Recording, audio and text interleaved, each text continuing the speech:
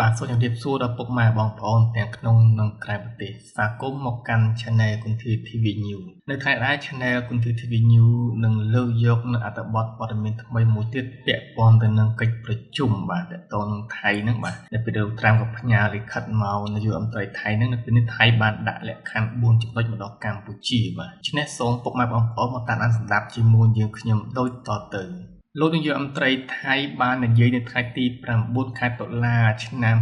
2025នេះថាភាគីថៃនឹងជូនដំណឹងទៅលោកដូណាល់ត្រាំប្រធានាធិបតីសហរដ្ឋអាមេរិកដើម្បីឲ្យផ្ញើលិខិតមកកាន់រូបលោកដើម្បីបង្ហាញពីចេតនារបស់លោកក្នុងការសម្រុះសម្រួលក្នុងចំនួនកម្ពុជាថៃលោកស្នើឲ្យលោកត្រាំផ្ញើលិខិតបង្ហាញចេតនារបស់លោកដែលចង់ឃើញទាំងថៃនិងកម្ពុជាចូលរួមនៅក្នុងការចរចាដើម្បីដោះស្រាយជម្លោះលោកបន្ថែមថាដល់ពេលនោះលោកនឹងឆ្លើយតបទៅលោកត្រាំវិញថាប្រសិនបើកម្ពុជាប្រកាន់ខ្ជាប់លក្ខខណ្ឌសំខាន់ចំនួន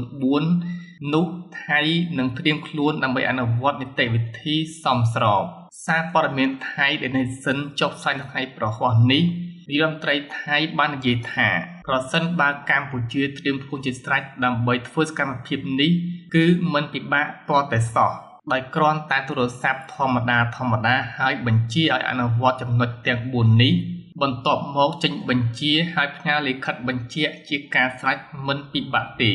ចំណុចទាំង4ដែលនាយករដ្ឋមន្ត្រីថៃបានដាក់លក្ខខណ្ឌមុនចូលតុចរចានិងចង់ឲ្យលោកត្រាំបង្គាប់ឲ្យកម្ពុជាធ្វើតាមនោះរួមមានការដកអាវុធធុនធ្ងន់ដើម្បីធានាសន្តិសុខប្រជាពលរដ្ឋថៃ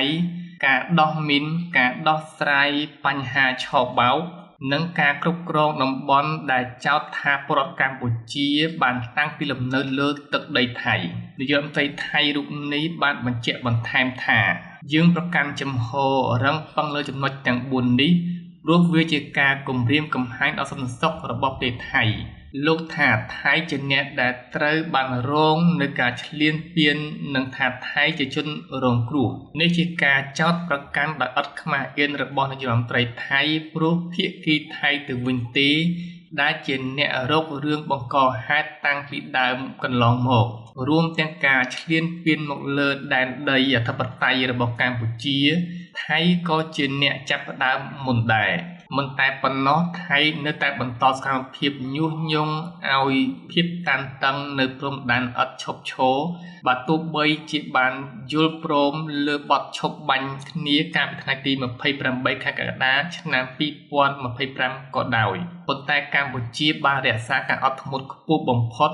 និងនៅតែជំរុញដល់ការដោះស្រាយជម្លោះព្រំដែនកម្ពុជាថៃដោយសន្តិវិធីសូមជម្រាបជូនថាកាលពីថ្ងៃទី6ខែតុលាឆ្នាំ2025សារព័ត៌មាន Political បានចុះផ្សាយថាលោកត្រាំនឹងចូលរួមក្នុងជំនួបកំពូលអាស៊ាននៅក្នុងប្រទេសម៉ាឡេស៊ីដែលនឹងប្រព្រឹត្តទៅនៅថ្ងៃទី26ដល់ថ្ងៃទី28ខែតុលាឆ្នាំ2025ហើយលោកក៏ចង់ធ្វើជាអធិបតីក្នុងពិធីចុះហត្ថលេខាលើកិច្ចព្រមព្រៀងសន្តិភាពរវាងកម្ពុជានិងថៃនៅក្រៅកិច្ចប្រជុំកំពូលនេះផងដែរ